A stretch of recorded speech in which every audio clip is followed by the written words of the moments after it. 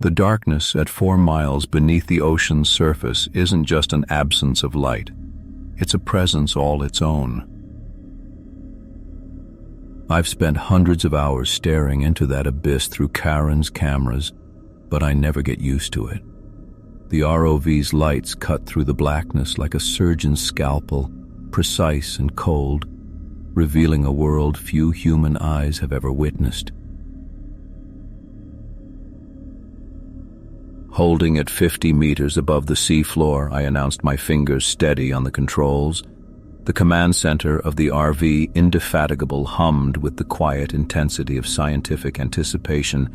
6 months at sea, and we'd finally found something worth the isolation and feeling of being trapped.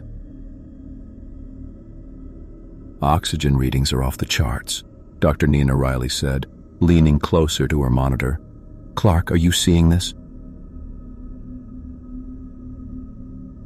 I adjusted Karen's descent path, bringing us closer to what the sonar had detected, an anomaly in the endless mud of the Clarion-Clipperton zone. Bringing external lights to full, visual confirmation in 3, 2. The words choked in my throat as Karen's beams lit up what lay below. A perfectly defined pool shimmered within the sea floor, its surface a mirror that reflected our lights with an oily rainbow sheen. Unlike the surrounding seawater, this liquid stayed completely still, ignoring the gentle currents that stirred the sediment around it. My God, Ben Carter whispered from the engineering station. It's a brine pool, out here at this depth? The salt level must be incredibly high, Nina added, her voice trembling with excitement. Clark, can you get us closer? I want to see the layer between temperatures. I guided Karen in a slow arc around the pool's edge. It was almost perfectly circular, like someone had drawn it on the ocean floor with a compass. We'd studied brine pools before, but nothing like this. Nothing so defined, so untouched. I'm calling this the lacuna, Nina said, already typing notes. Ben, are you recording everything? Every single pixel, Ben confirmed, but I barely heard him. Something about the pool's stillness bothered me. Natural formations have bumps, flaws. The lacuna had none. As Karen finished its circle, an automated routine I'd forgotten about kicked in. The geological sampler deployed with a mechanical whir, extending a probe toward the shimmering surface. Wait, I started, but it was too late. The instant the probe pierced the brine's surface, every screen in the command center flickered. Static washed across our displays for exactly 2.7 seconds. I checked the time later, before vanishing as quickly as it appeared. What the hell was that? Ben asked, fingers flying across his keyboard. Pressure difference, probably, I said, though something cold had settled in my gut. The density change might have created a radio wave disturbance that affected our sensors. Nina nodded, accepting my explanation, but her eyes lingered on the screens with doubt. The probe retracted with the sample secured, and Sharon continued its survey without another problem.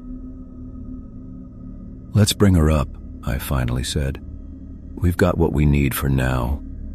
As Karen rose, I couldn't shake the feeling that something had changed in those 2.7 seconds of static. Something basic. The excitement in the command center was thick as the team got ready to study the find, but underneath it ran a current of unease I couldn't name. We had no way of knowing then that we hadn't just discovered the lacuna. We had awakened it. We didn't wait long before sending Sharon back down. Nina had barely finished her coffee, and Ben was still updating the mission log when I announced my intention to return to the lacuna. 4 miles of crushing blackness awaited, but this time, The descent felt different. The ocean's weight seemed more oppressive, as if the water itself had grown thicker around us. "Approaching target depth," I announced, keeping my voice steady despite the unease crawling under my skin. The monitor showed Karen's slow approach to the brine pool, its floodlights illuminating the perfect, unnatural circle. "Does anyone else think it looks changed?" Nina leaned forward, her reflection ghostly on the screen. "The surface seems more defined, almost like it's actually solid now." She was right. The boundary between the normal seawater and the super salty brine looked much sharper, more deliberate, as if it had been drawn with a ruler instead of formed by nature. "Oxygen levels are still not right," Ben reported, his fingers moving fast over the keyboard. "And there's something else. The temperature change right at the surface is more extreme than before. It's almost 15 degrees warmer just underneath it." "That's impossible," I muttered, but we all knew that word had lost its meaning down here. I positioned Karen right at the edge of the lacuna, holding it just above that shimmering surface. The plan was straightforward. Extend the arm down into the brine, grab the samples, and bring it back. Procedure. "Initiating sample collection," I said, carefully guiding the ROV's claw down. "Contact in 3, 2, 1. The instant the manipulator broke the surface, every screen in the command center went completely dead. Not just static this time, pure, silent blackness. The quiet that followed felt endless. "What the hell?" Ben's voice cracked. "Clark, what happened?" "I don't know," I replied, fighting the panic tightening my throat. My hands flew over the controls, trying to get a signal back. "Systems aren't responding. I'm trying to..." The screens flickered back to life exactly 3 seconds later. All of us let out a collective breath that I hadn't realized we'd been holding. "We're back," I announced, relief washing through me. "But the forward cameras show..." My voice trailed off as I stared at the monitor. The main view was just a cloudy white blur. My first thought was stirred up dirt, but that made no sense. The brine had been perfectly still, and Karen was positioned to avoid kicking up anything. "Pull back," Nina urged. "Get some space." I obeyed, carefully reversing the ROV. As Karen moved away from the lacuna, the obstruction stayed glued to the camera lens. Not sediment, then. Something was stuck on the vehicle itself. "What is that?" I asked, switching to other cameras to get a look at Karen's front end. "My God," Nina breathed. The ROV's front section and manipulator arm were completely covered in a pale, crusty substance. It clung to the metal in intricate branching patterns, like heavy frost but denser, more deliberate. "We need to bring it up," Ben said firmly. "Now." The trip back took a painful 40 minutes. None of us spoke much. The strange coating stayed stuck to Karen, neither changing nor falling off as we passed through the crushing depths above.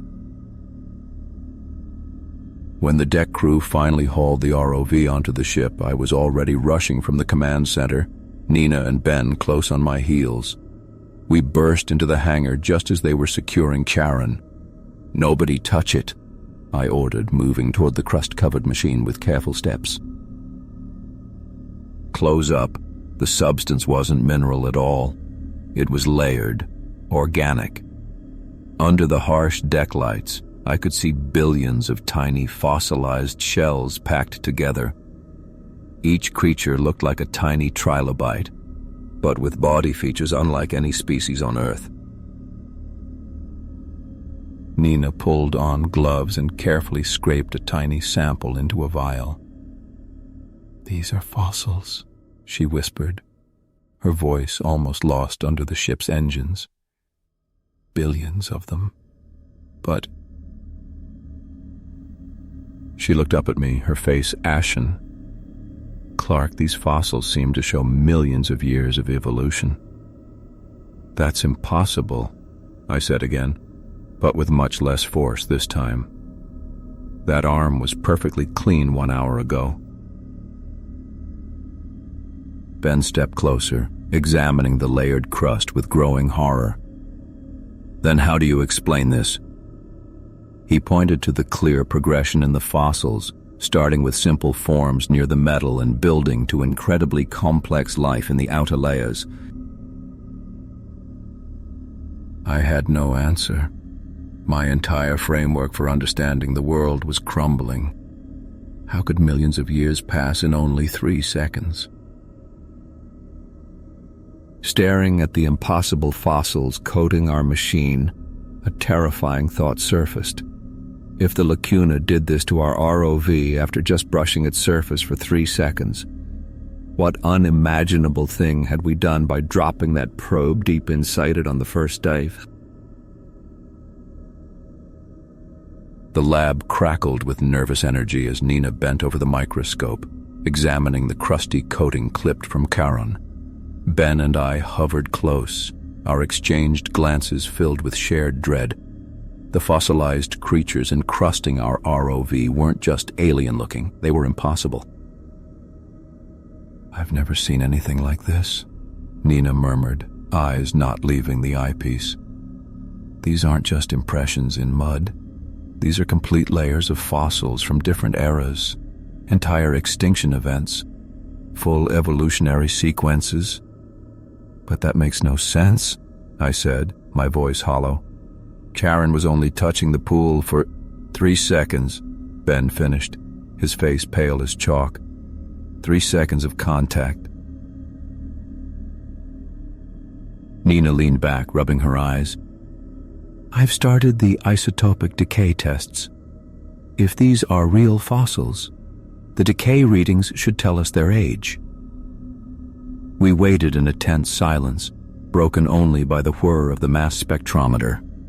I stared at the weird crust, my scientific understanding failing utterly. None of my training explained this. The computer chimed. Nina's face went from focused to stunned as she scanned the screen. This can't be right, she whispered. What is it? I moved closer. The decay results suggest these fossils endured millions of years of geological time.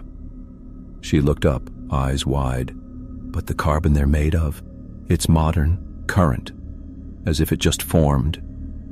That's impossible, Ben breathed, echoing my own disbelief like a frightened prayer. Nina shoved herself away from the terminal, her chair shrieking on the metal deck. She started pacing, hands pressed to her temples. Unless... She stopped abruptly. Unless time itself is the key variable here. What do you mean? I asked, cold dread coiling in my gut, knowing I wouldn't like the answer. The lacuna isn't just a brine pool, Nina said, her voice tight with conviction even as her face lost color. It's a pocket of space-time where time passes differently, exponentially faster than our reality. The impact was like a punch to the chest. So when Charon touched the surface for 3 seconds, millions of years unfolded inside the lacuna, she finished. Evolution in fast motion, extinctions, fossilization, all happening impossibly fast for us. Ben lurched back and crashed into a chair. His face had turned a sickly gray. Oh God, he whispered, the sound barely escaping. The first dive. Nina and I spun to him. He looked up, eyes wide with raw horror. The automatic geological sensor on the sampler, he choked out. I programmed it. Standard procedure. It sent a probe deep into the pool to get water. He swallowed hard. It had water filters with trace amounts of seawater, microbes, marine bacteria, organic material from our world. The control room seemed to shrink around us as the horrifying understanding took hold. If 3 seconds contact made millions of years of evolution happen on Karen's arm, Nina trailed off, unable to complete the thought. Then we just dumped Earth's life into a time accelerator, I said, the words tasting like ash. Billions of years of evolution happening down there, now, in hours.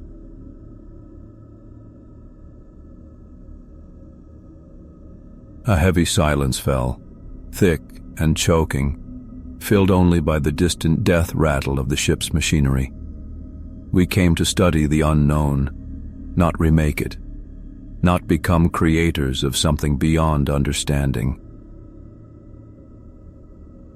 "We need to go back down," I said, my voice surprisingly steady. "We need to see what's happening now." "Are you insane?" Ben hissed. "Whatever's down there, it's not natural. It doesn't belong in our world." "Neither is what we did," I countered. "We crossed a line. We owe it to whatever's there, to understand the fallout." Nina gave a slow, grim nod. "Clark's right. We need data. We need to see what we've made." Made.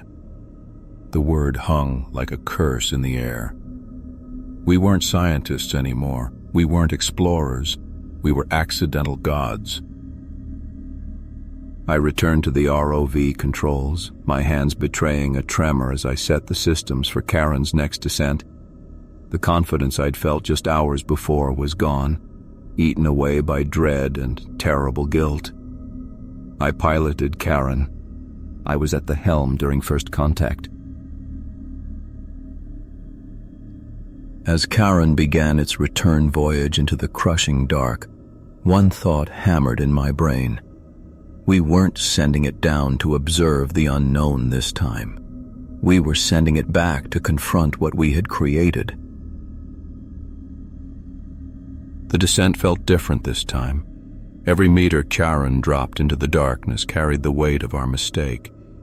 The control room had fallen silent, broken only by the low hum of equipment and our own shallow breathing. "Full sensor array active," Nina said, her voice professional but strained. "Recording everything." 4,000 meters, I announced. "Approaching the lacuna." Ben hovered over my shoulder, a nervous presence I could feel without seeing. "Clark, if anything, and I mean anything, looks off, you pull Karen back now." I nodded but didn't answer. My focus was locked on the monitors as the seafloor came into view. The lacuna waited below, still perfectly circular, still unnaturally smooth against the abyssal plain.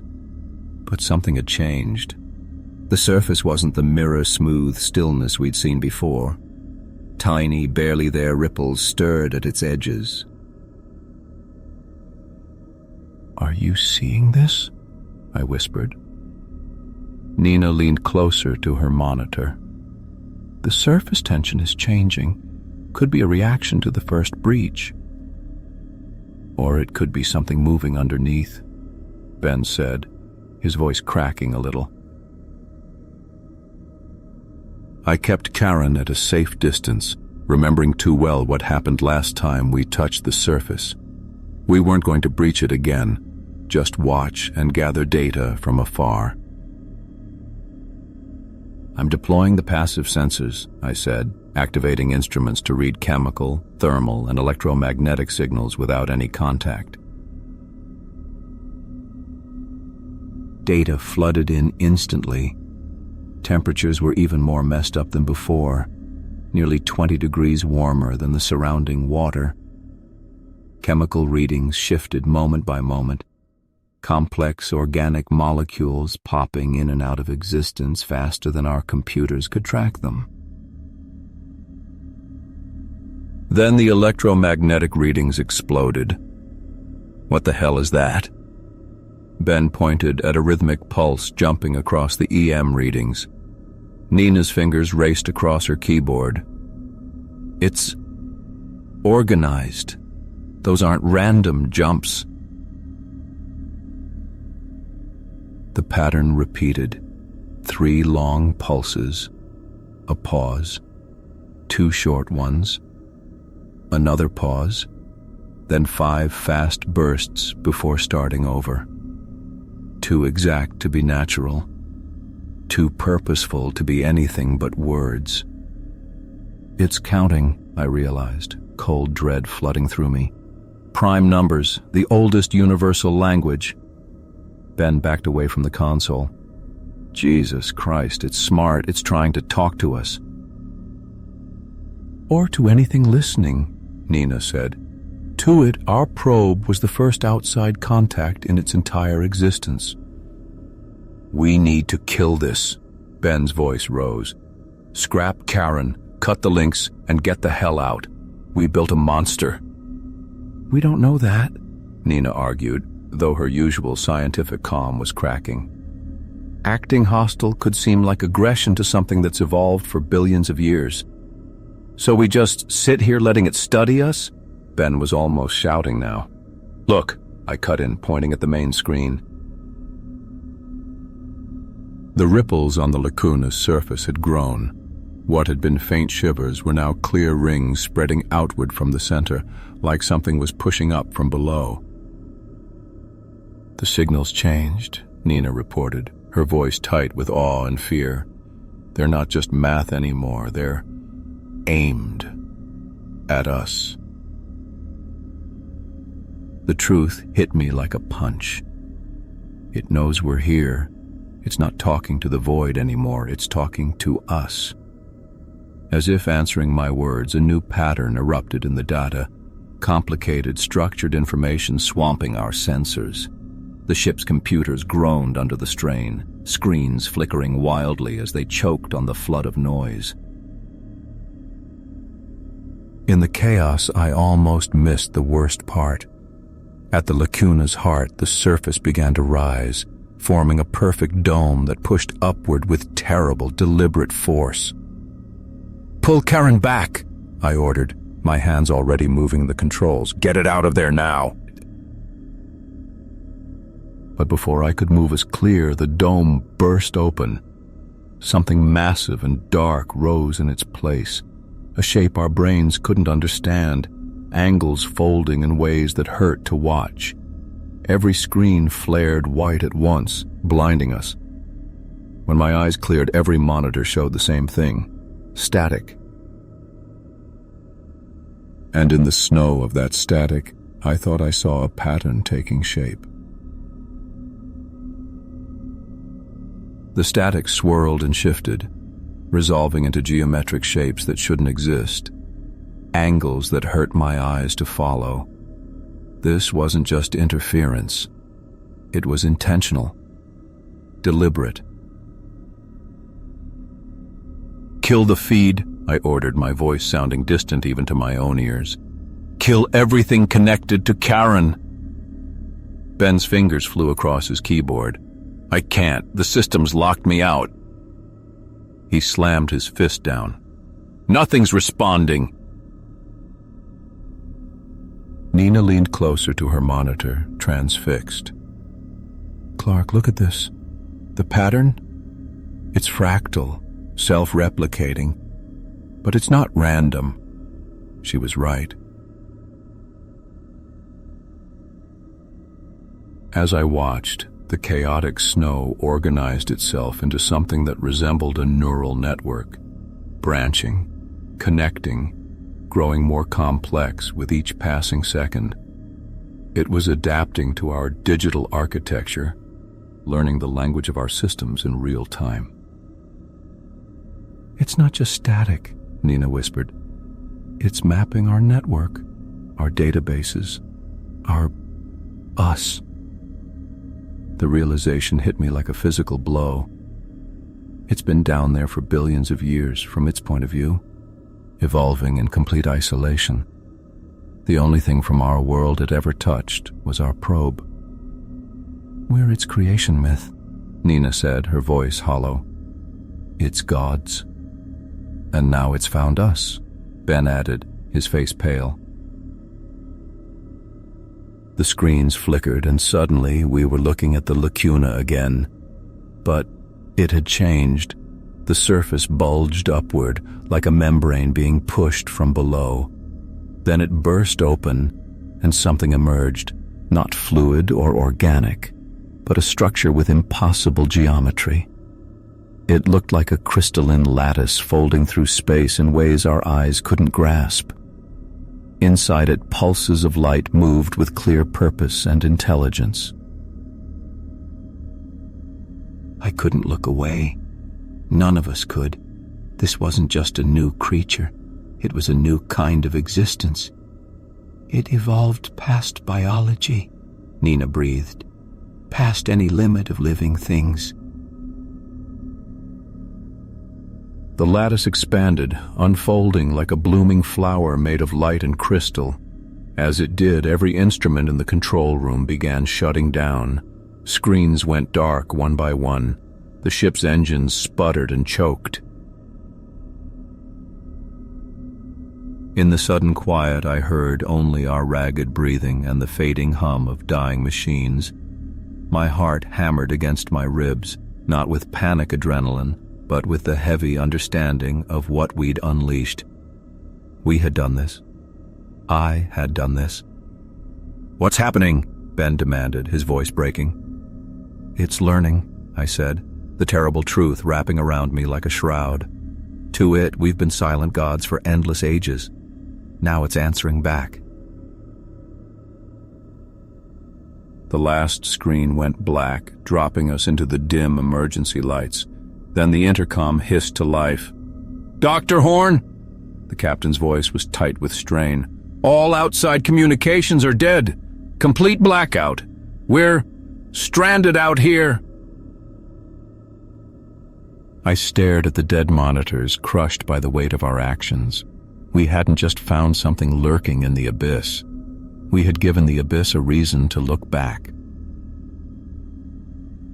And now, 4 miles beneath us, billions of years of evolution were rising to meet their makers. The distance that once kept us safe meant nothing to something that had already beaten time itself.